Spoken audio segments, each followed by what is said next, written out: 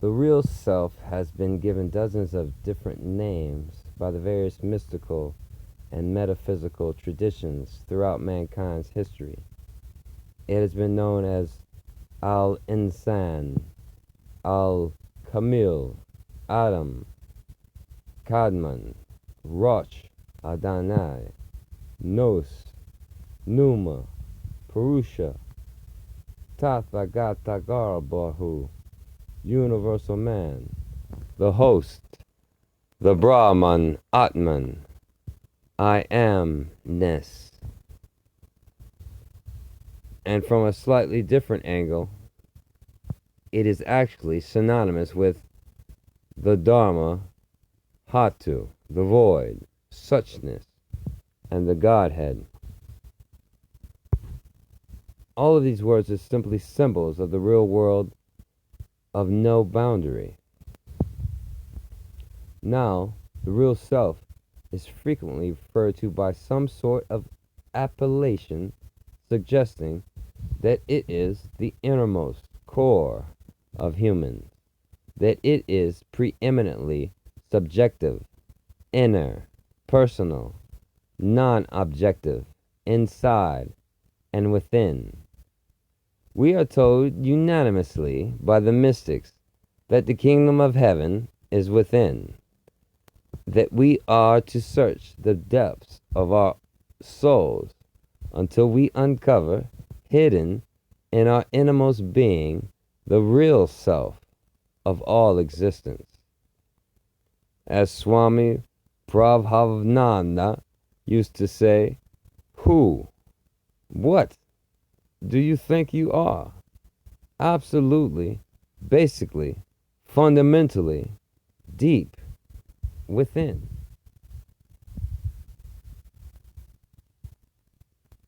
One will often find the real self referred to as something like the inner witness, the absolute seer and knower, one's innermost nature, absolute subjectivity, and so on.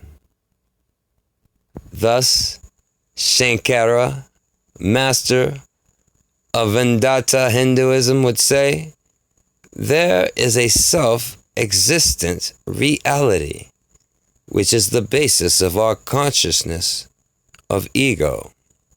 That reality is the witness of the three states of consciousness: waking, dreaming, sleeping, and is distinct from the 5 bodily coverings. That reality is the knower in all states of consciousness.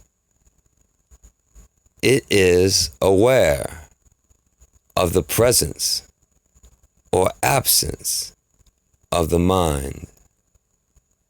This is Atman, the Supreme Being, the Ancient. Or take this excellent quote from Zen Master Shibayama. It, reality, is absolute subjectivity, which transcends both subjectivity and objectivity, and freely creates and uses them.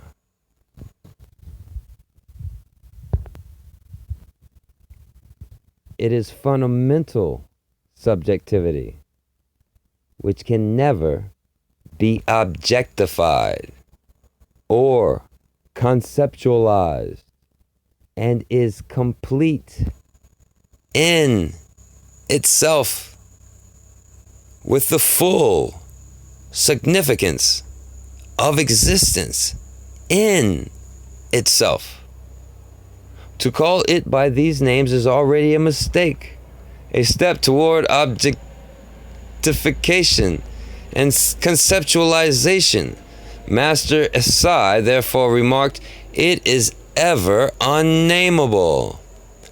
The absolute subjectivity that can never be objectified or conceptualized is free from the limitations of space and time. It is not a subject to life and death. It goes beyond subject and object. And although it lives in an individual, it is not restricted to the individual. But saying that the real self is the true seer or inner witness or absolute subjectivity within each of us might seem contradictory in light of what we have said thus far about unity consciousness.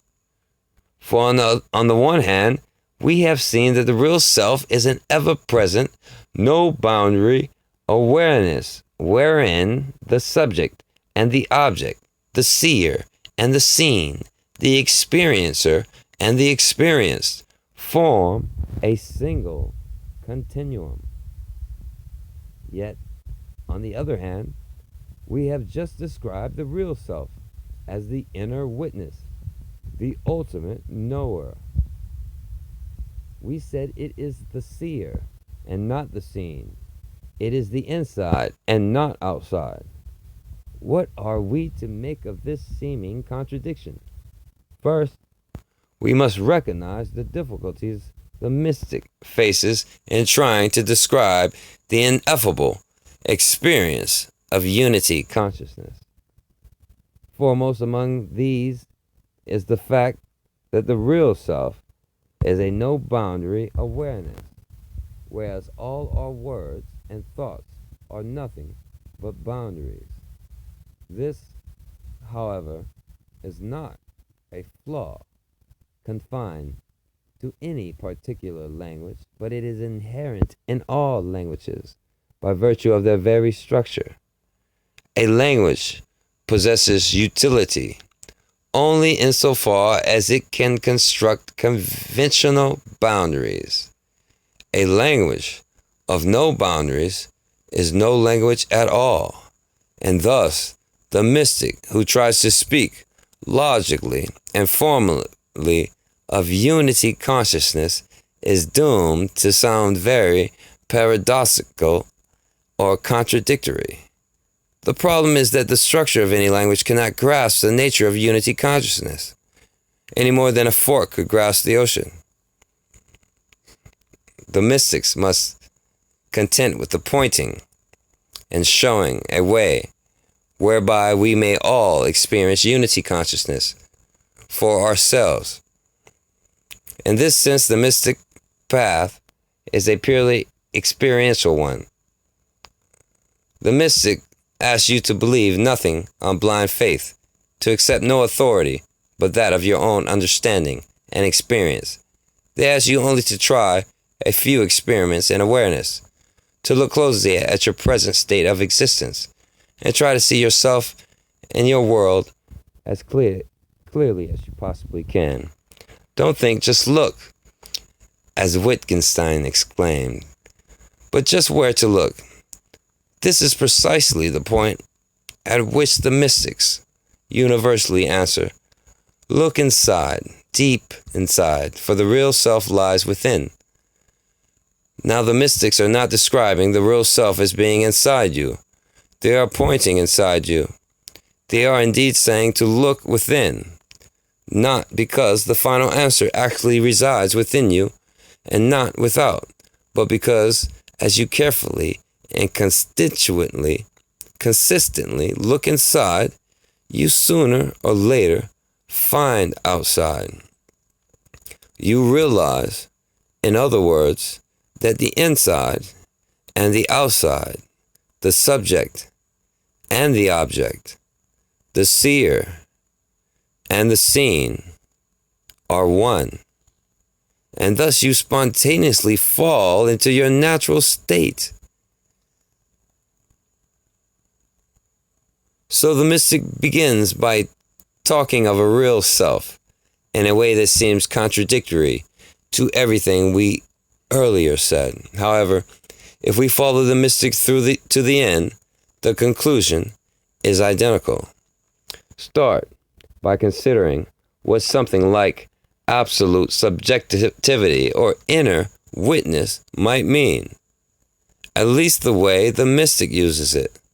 Absolute subjectivity would be that which can never, at any time, under any circumstances, be a particular object that can be seen, or heard, or known, or perceived. As the absolute seer, it could never be seen. As the absolute knower, it could never be known.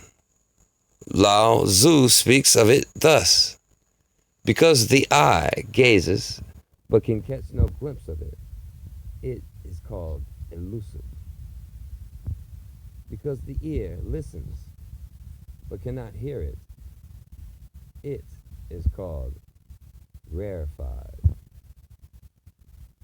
Because the hand feels for it but cannot find it, it is called the infinitesimal. In order to contact this real self or absolute subjectivity, most mystics therefore proceed with something like the following from Sharamana Maharshi: the gross body, which is composed of the 7 humors, I am not; the 5 sense organs which apprehend their respective objects, I am not; even the mind which thinks, I am not. But what, then, could this real self be? As Ramana pointed out, it can't be my body, because I can feel and know it, and what can be known is not the absolute knower. It can't be my wishes, hopes, fears, and emotions, for I can, to some degree, see and feel them, and what can be seen is not the absolute seer. It can't be my mind, my personality, my thoughts, for those can all be witnessed, and can be witnessed is not the absolute witness. By persistently looking within for the real self in this fashion, I am, in fact, starting to realize that it cannot be found within at all. I used to think of myself as the little subject in here who watched all those objects out there. But the mystic shows me clearly that this little subject can in fact be seen as an object. It's not a real subject, my real self, at all. But just here, according to the mystic, is our major problem in life and living. For most of us imagine that we can feel ourselves, or know ourselves, or perceive ourselves, or at least be aware of ourselves in some sense. We have that feeling even now. But, replies the mystic, the fact that I can see, or know, or feel myself at this moment shows me conclusively that this self cannot be my real self at all.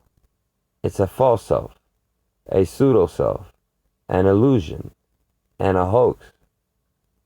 We have inadvertently identified with a complex of objects, all of which we know or can know. Therefore, this complex of knowable objects cannot be the true knower or the real self. We have identified ourselves with our body, mind, and personality, imagining these objects to constitute our real self, and we then spend our entire lives trying to defend, protect, and prolong what is just an illusion.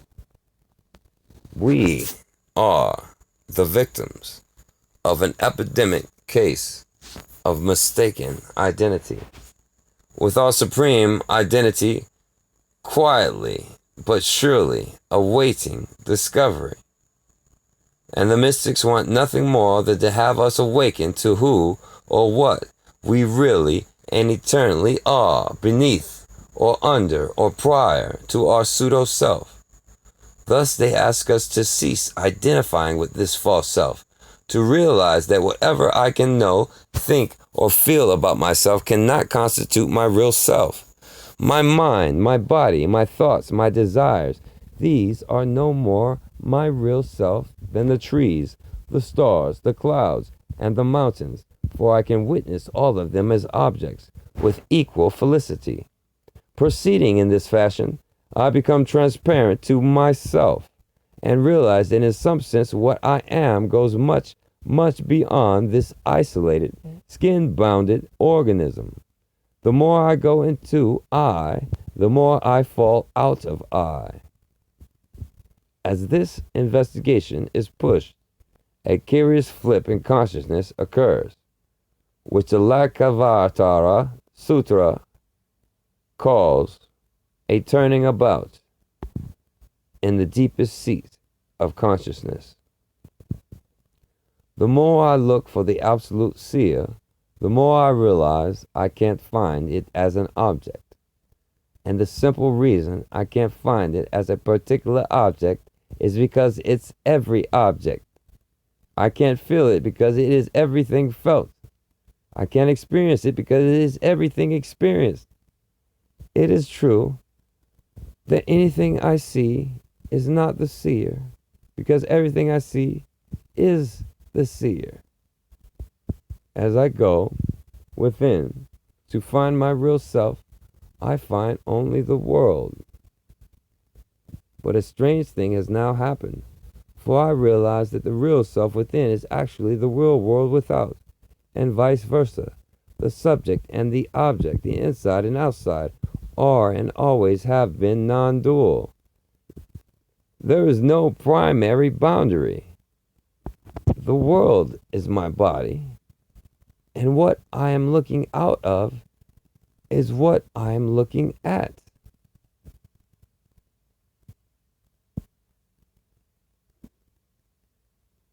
Because the real self resides neither within nor without.